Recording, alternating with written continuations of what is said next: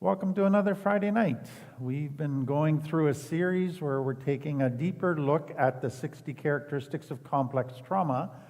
And today we come to one that we call people from complex trauma create what they hate, or they create what they're trying to avoid, or they create the opposite of what they want to happen. And it happens all the time, and a common question is, why do I do that? So before I answer that, let me just kind of set the stage by painting this backdrop. People from complex trauma grow up in environments where there's lots of danger, or where their needs aren't met, or where there's many violations of love. So there's lying, there's abuse, there isn't justice. All of those things are happening. They hate that aspect of their childhood.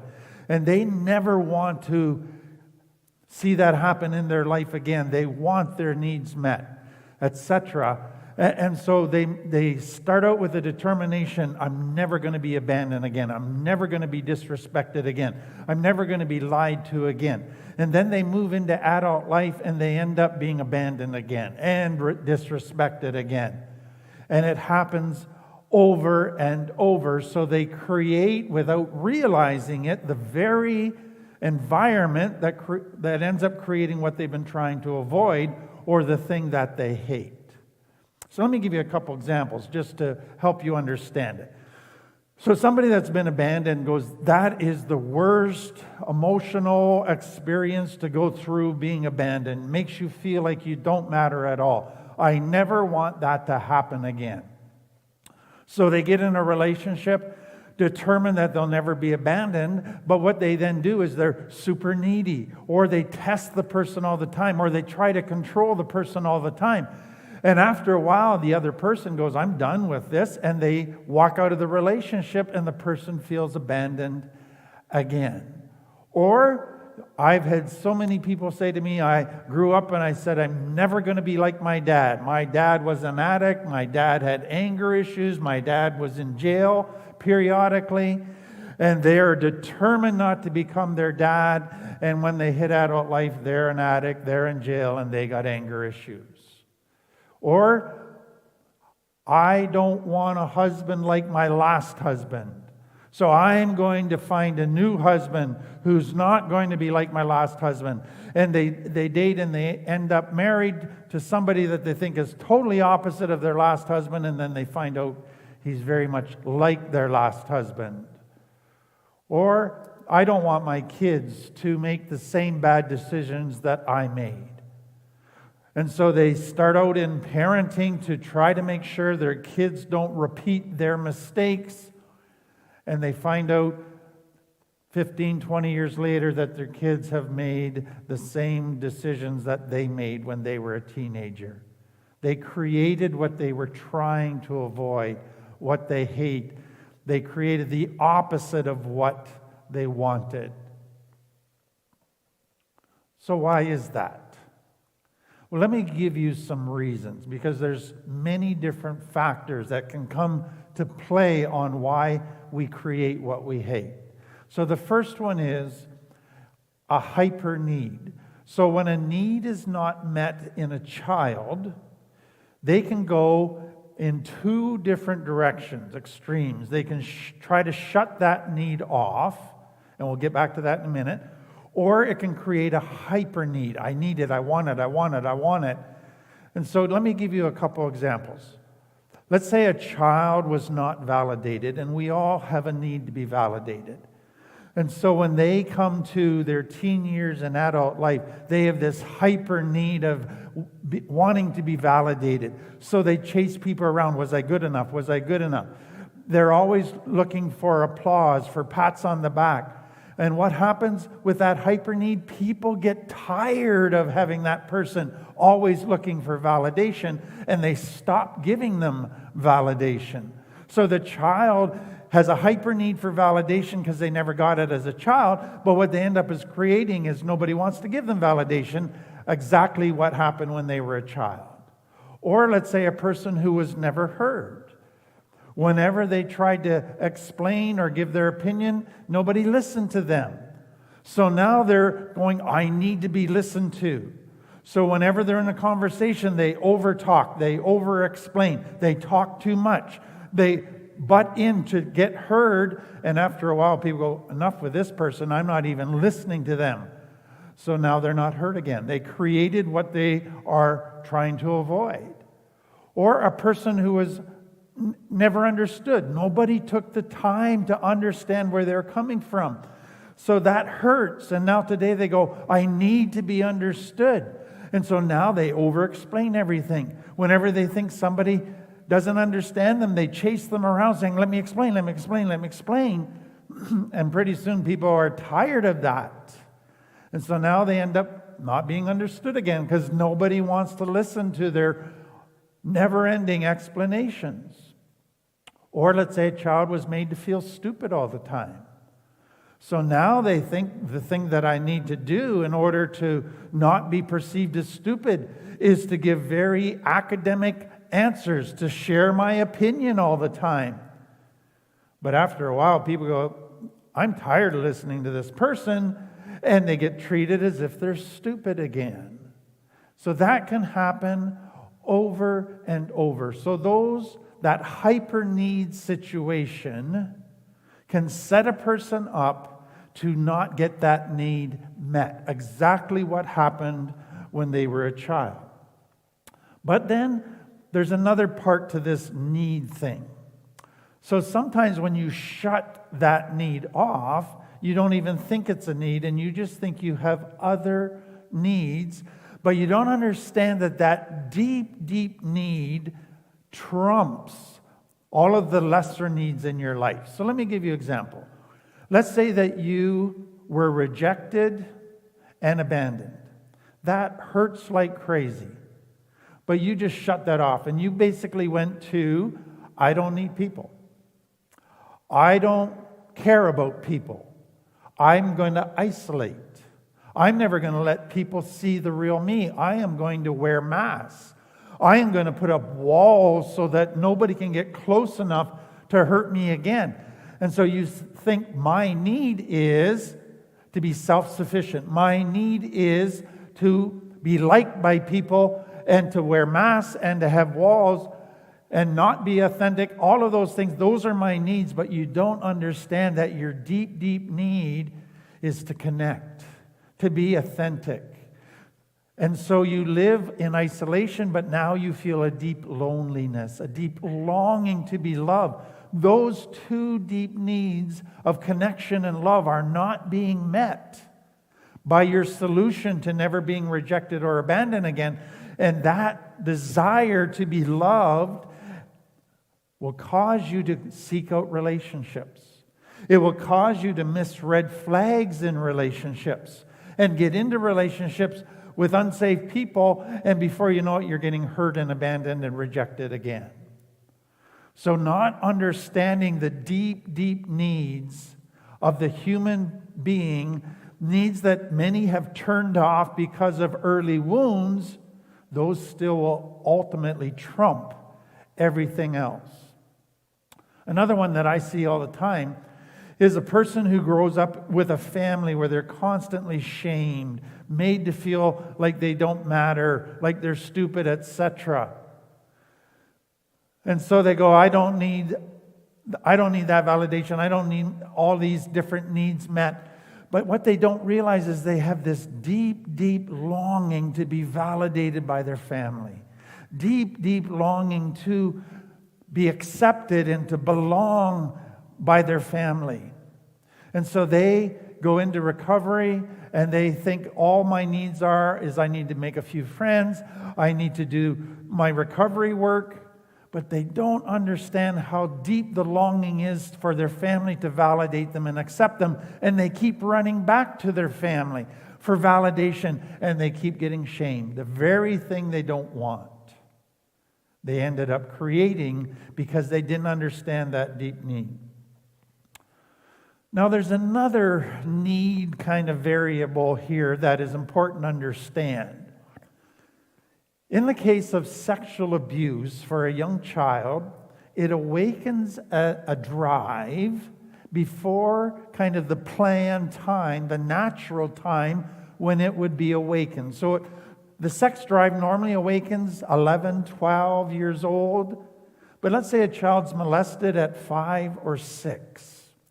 What can happen when you have that drive awaken before the planned time is, again, a child can go in two different directions. They just hate sex, turn it off, it's a dirty, bad thing.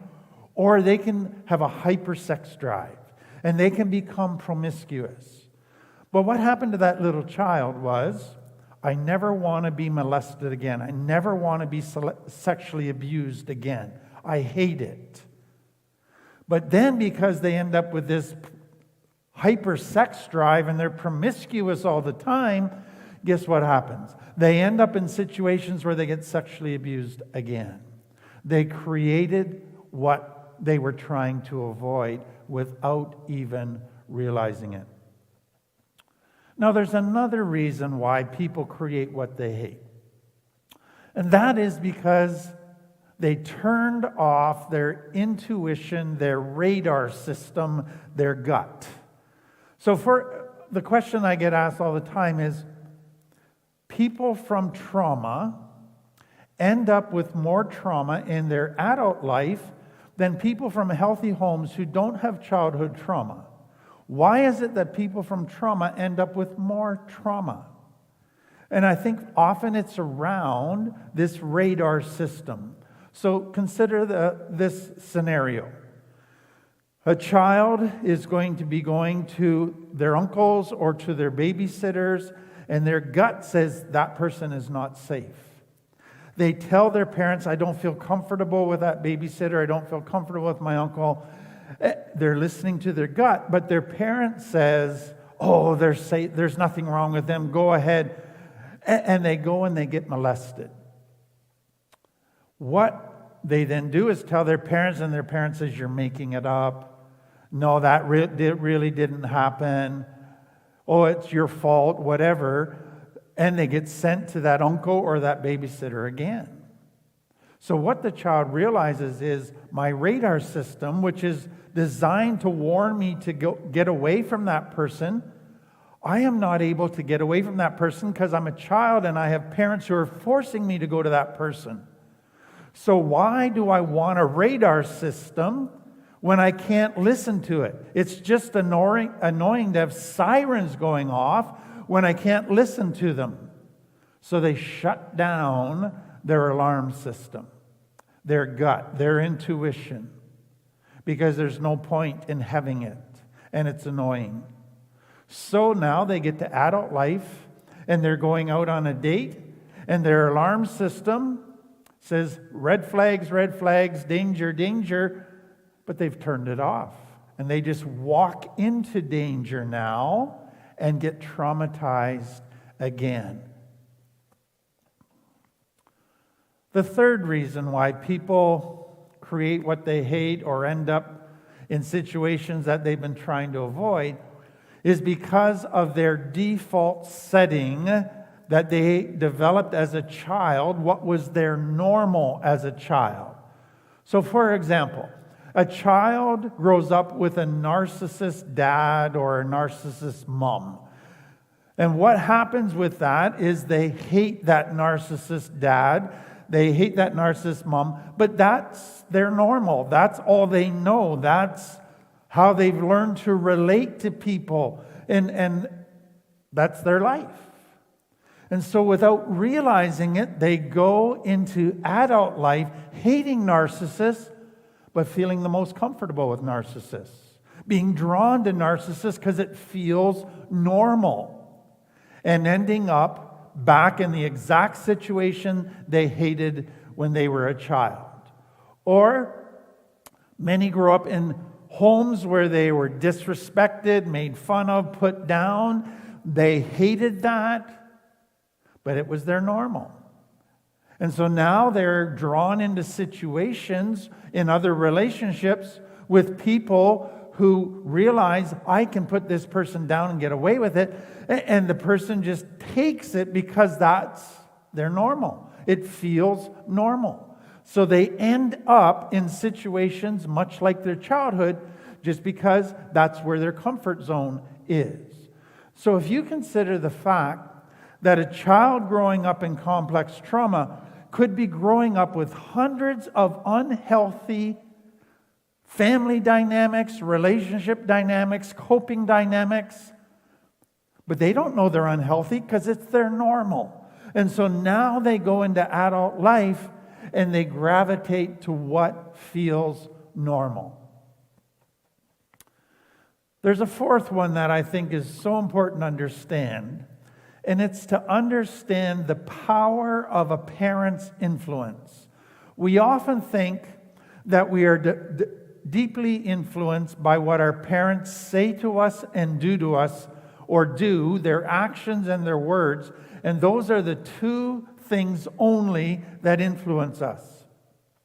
But do you realize that you are also influenced by who your parent is, by their beliefs, by their values, by their attitudes, by their fears, by their emotional makeup, by their coping, by their thinking?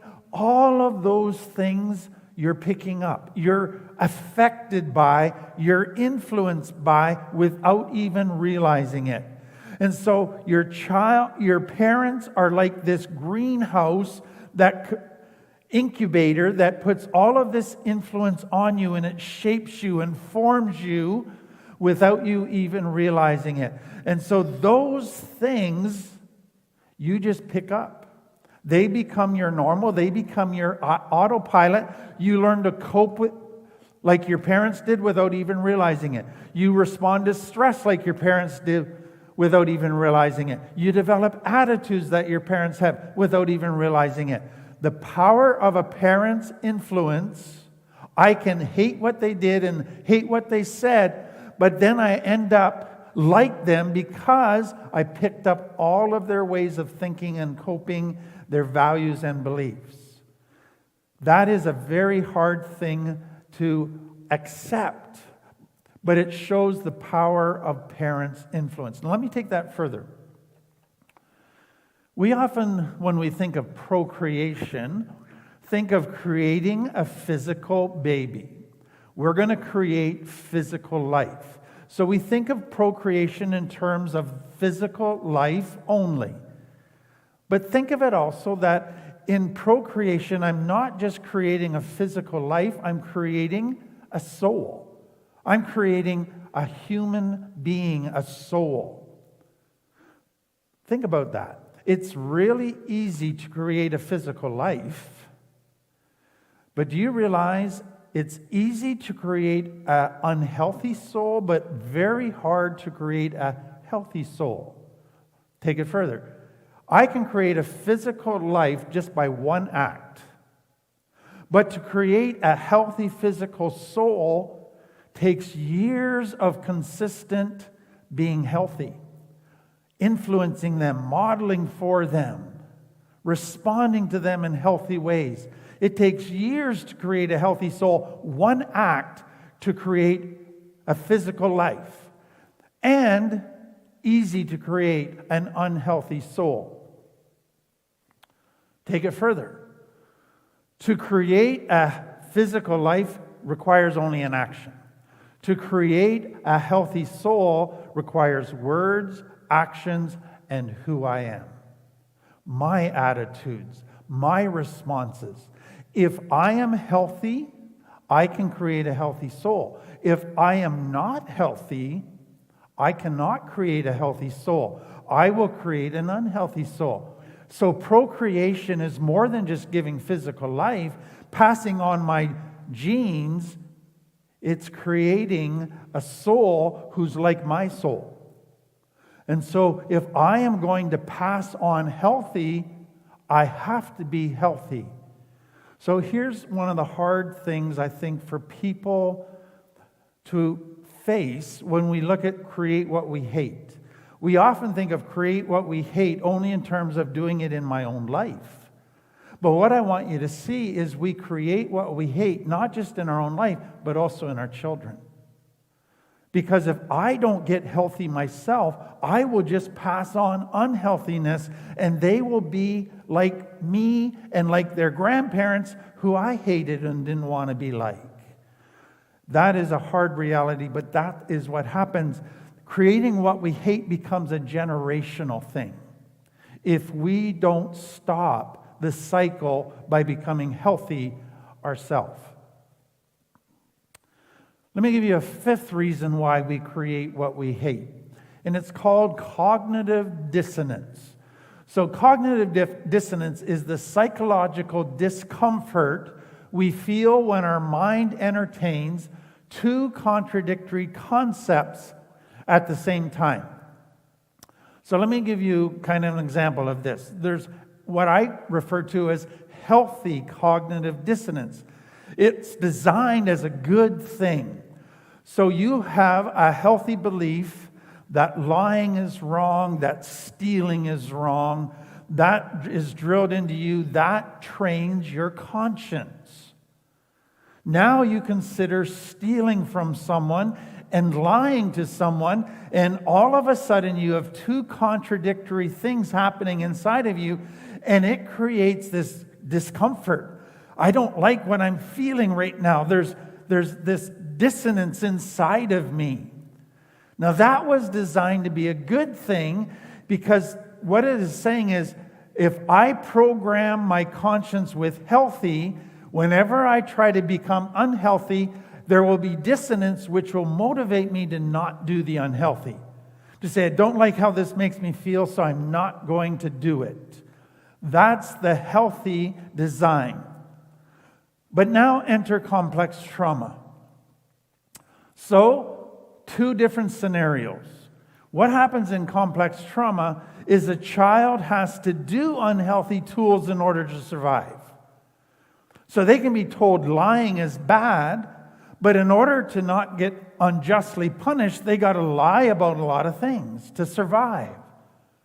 So their conscience has been trained to not lie, but they have to lie to survive, so they just harden their conscience. They shut it up. They don't want it chirping at them.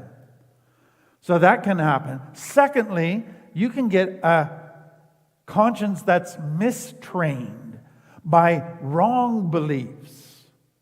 Your family can say to you, you should never say no. You need to please people all the time. Love is never saying no to anybody. And they drill that into you. And when you try to say no, at times you get punished for that. And so it's trained into you that never say no. But then you come into recovery. And you realize that love says no. Love sets boundaries. There are times when it is right to say no. But what does that feel like now inside your brain? It is healthy, is contradicting what you were raised with. You didn't know it was unhealthy.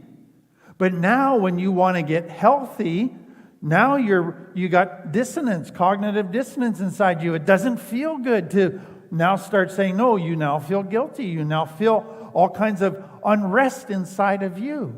And so complex trauma creates a belief system of lies, so that now when you want to choose the truth, it creates cognitive dissonance. Complex trauma mistrains your conscience, so now when you want to act in healthy ways, you feel cognitive dissonance.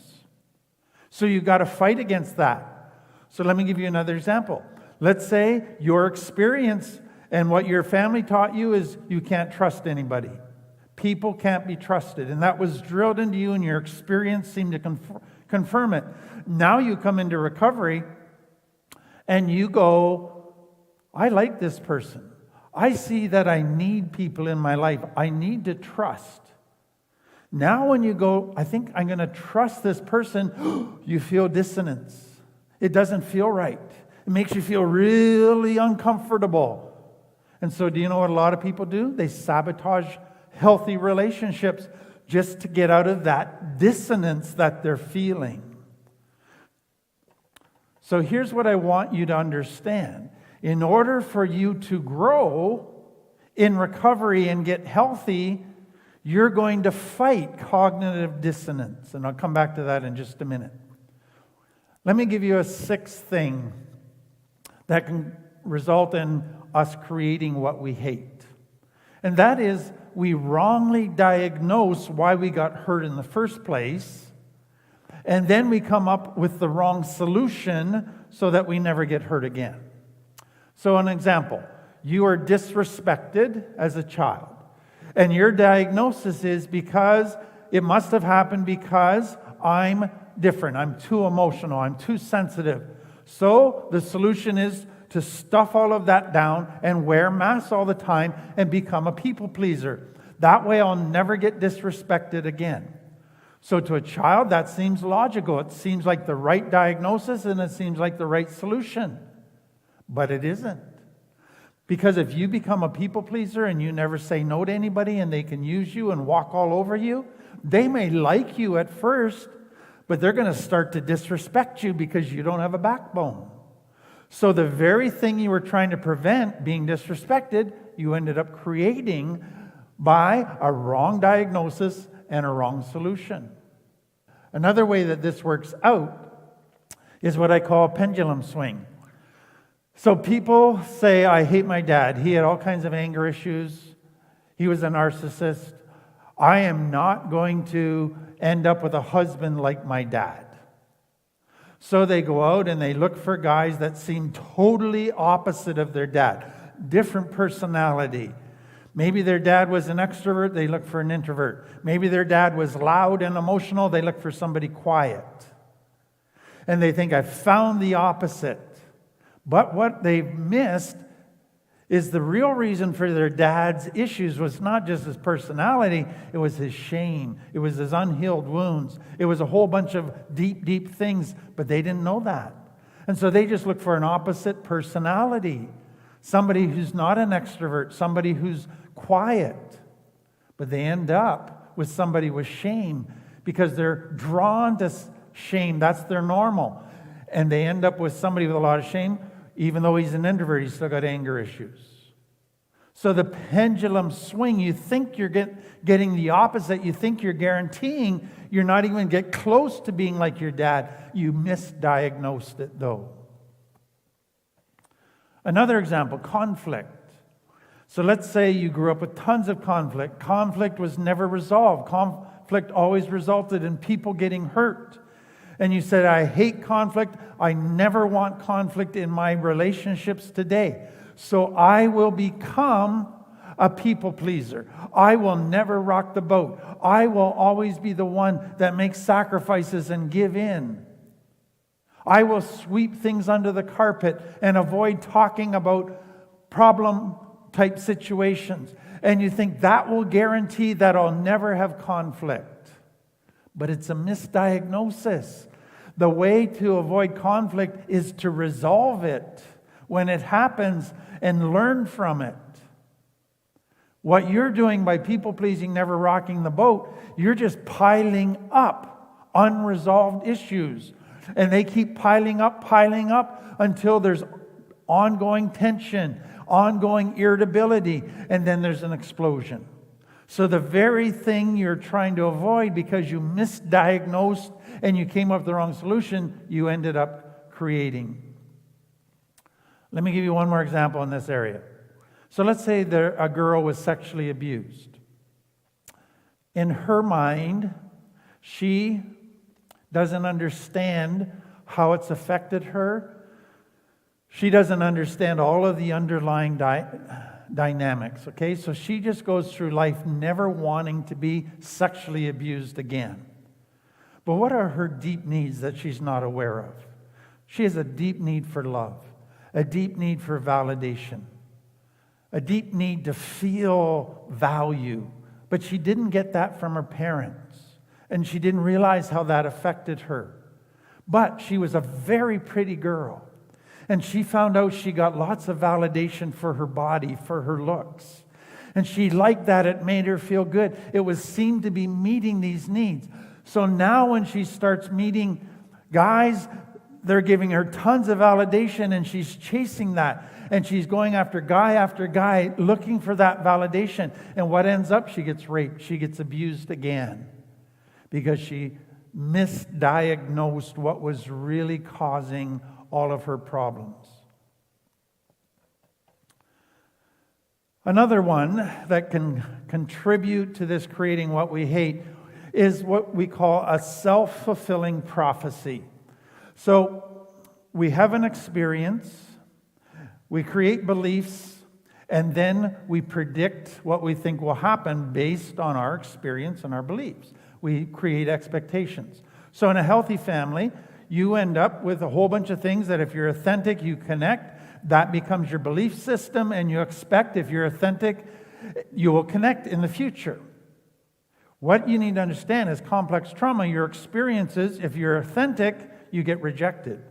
It creates a set of beliefs that you think are true, but they are lies. And so what you then do is say, okay, the way to get accepted is to never be authentic. So you go into all your relationships expecting that if I'm ever authentic, I will get rejected. And guess what happens? You go into relationships, you wear masks, you wear walls, you might let a little bit of yourself out, and people start rejecting you because you're fake. And then you go, see, I tried and I got rejected. You created what you were trying to avoid. Let me give you another example. A young girl, and this is based on a true story.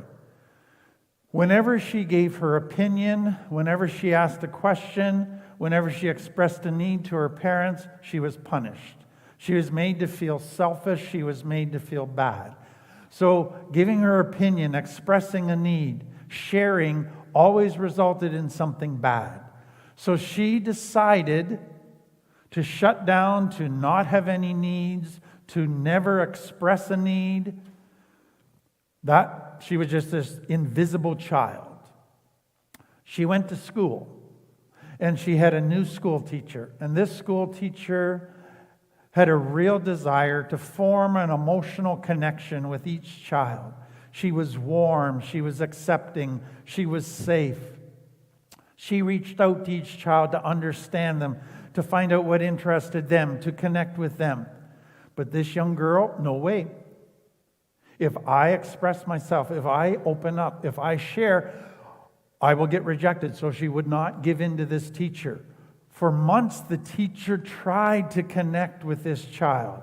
She was able to connect with all the other children in the class, but this one child held out, would not open up, would not warm up. So after several months, the teacher finally gave up and just said, okay, this child will not let me in. I will not try to push any further. And guess how that child interpreted that? See? Everybody rejects you. That's just the way life is.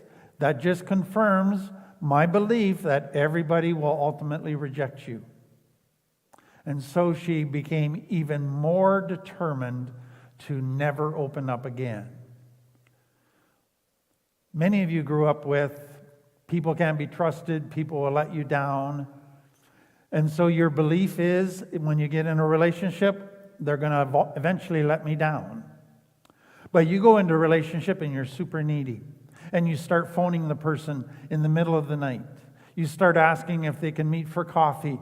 And you just push boundaries and you demand and you demand and you demand. And you basically want the person to respond to you perfectly every time and be available 24/7. And finally the person says, I can't do this, and sets some boundaries. And then you go, see, people let me down. I shouldn't have trusted this person. You created a self-fulfilling prophecy. You were controlled by a lie. And somebody has said this, a lie can only control a person if they continue to believe it. Somebody else has said, if you expect the battle to be insurmountable, which would be a lie, you have met the enemy, which is you, for believing that lie. Okay, how do we heal this? How do we change? How do we stop creating what we're trying to avoid? Let me just give you a few practical things. So number one, in light of what we said earlier, you have to fight cognitive dissonance. You have to realize that your conscience has been programmed with lies and unhealthy things that you were told were healthy.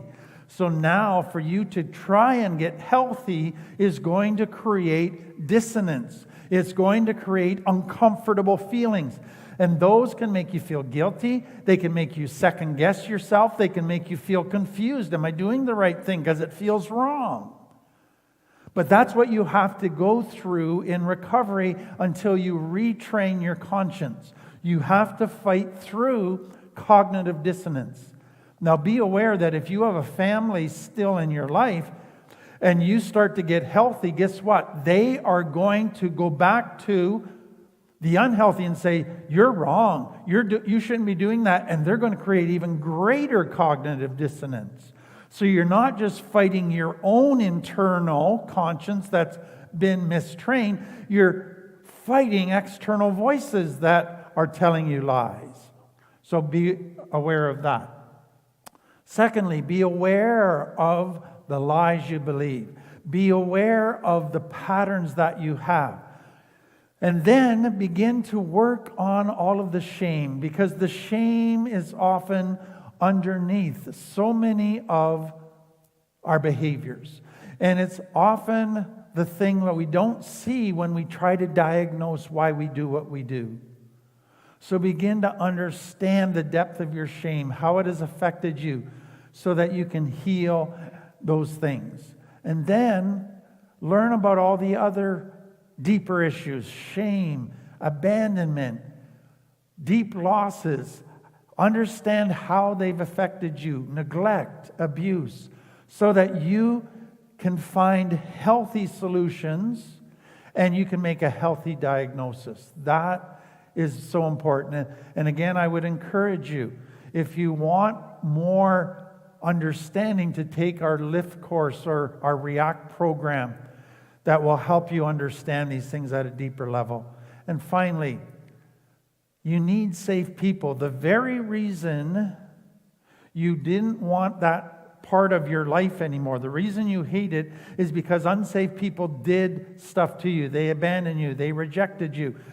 They disrespected you. All of those things that you're trying to avoid were created by unsafe people. If you go back to unsafe people today, you're going to end up getting hurt again. You need to go to safe people. You need to begin to have people where you can reprogram your belief system, because now you're going to get a different result. Well, that's the end of part one. I just hope that helps you in your journey of wanting to begin to get healthy and not keep repeating stuff you're trying to avoid. We're going to take a short break and then we'll come back for the Christian part. If you're not interested in that, not a problem. We're not offended. Have a great weekend. For everybody else, be back in a minute.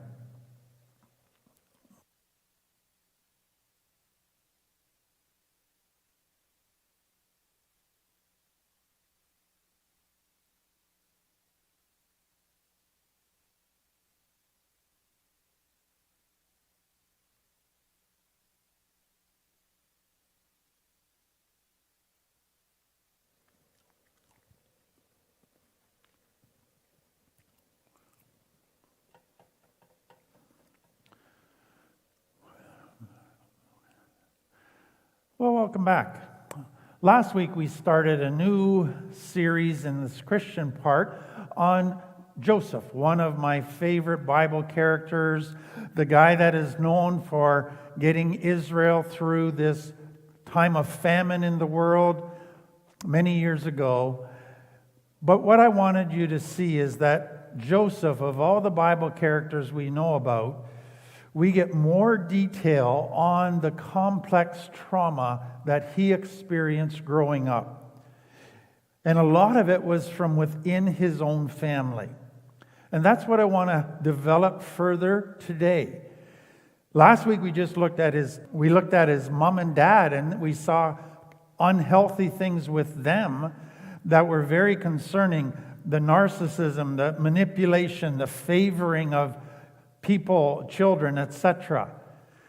Today, there's a couple other dynamics within his family that I just want you to be aware of so that you can think, wow, what would have that been like to grow up with that? And some of you go, wow, Joseph's life sounds very much like my life. So let me begin with kind of what I call tragedy number 1. In Genesis 35, it said, Jacob and his clan moved on toward Bethlehem. Rachel went into labor, and that's Joseph's mom.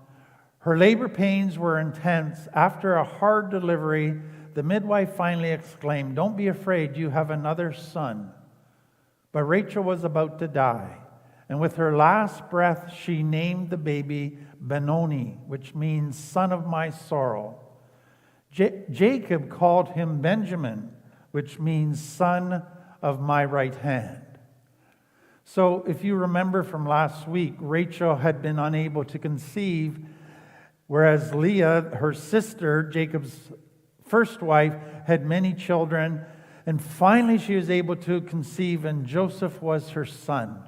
Now she's pregnant again and is about to have a second child and dies in childbirth.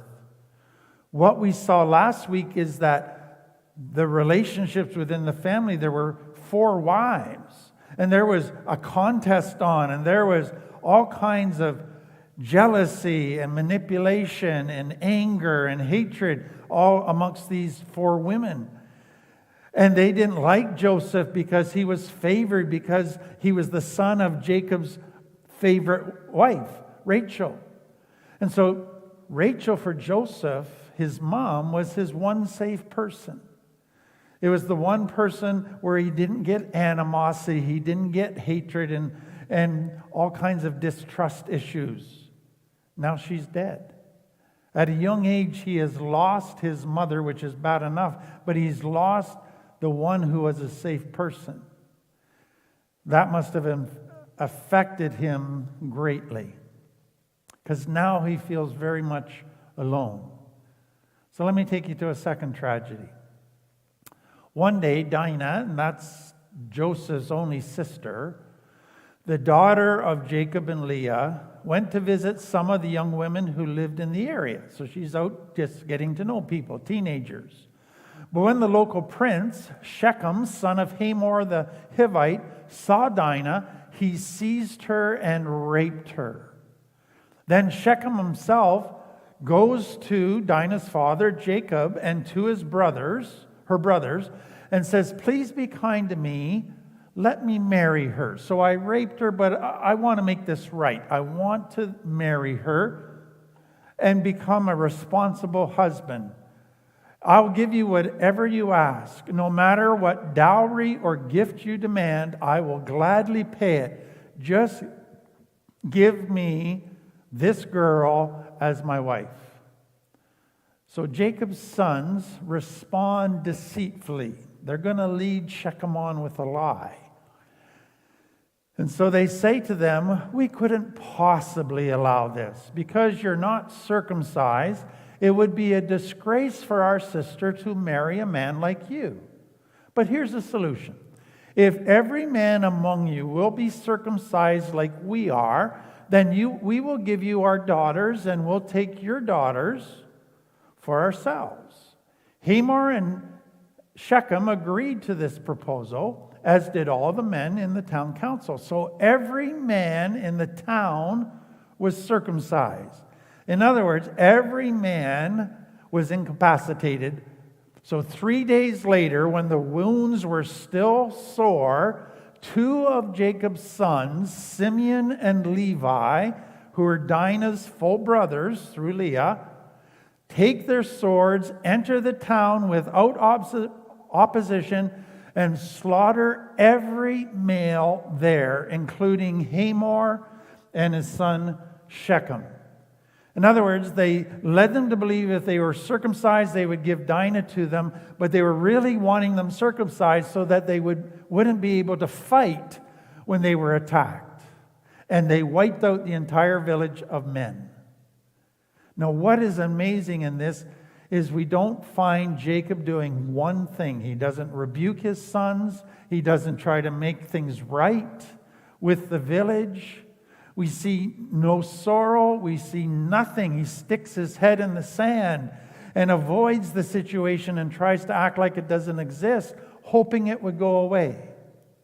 Now, can you imagine how frustrating that would be for Jacob's children to see their dad do absolutely nothing, be totally passive?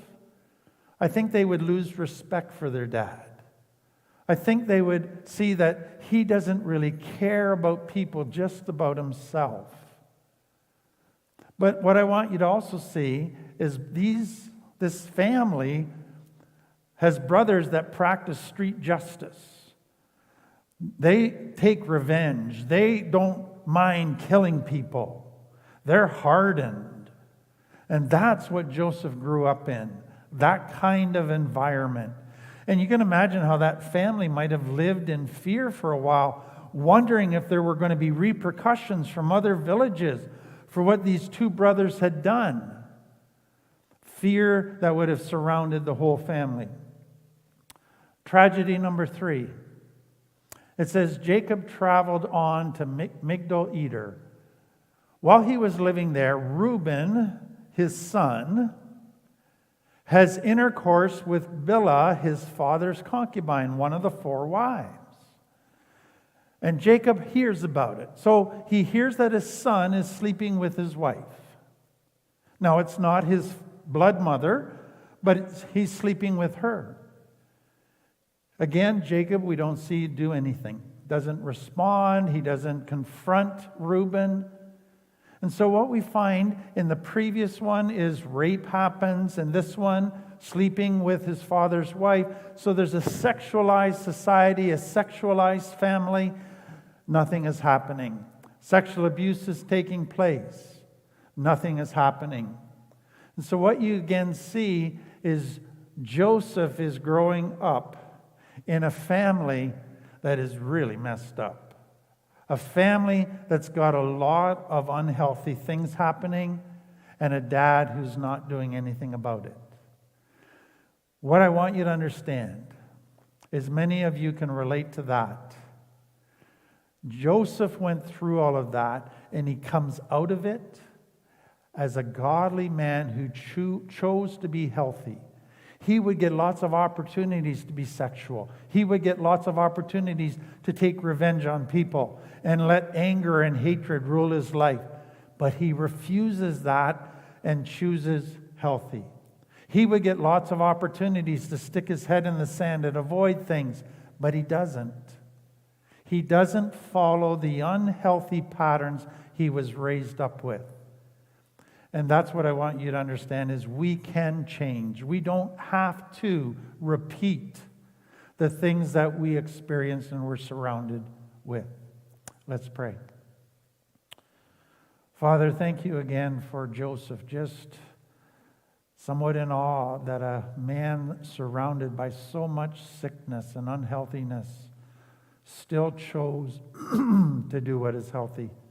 And I pray you just encourage people here that it's possible and give them the courage to do the same. Amen. Well, thank you for being here. That's the end of our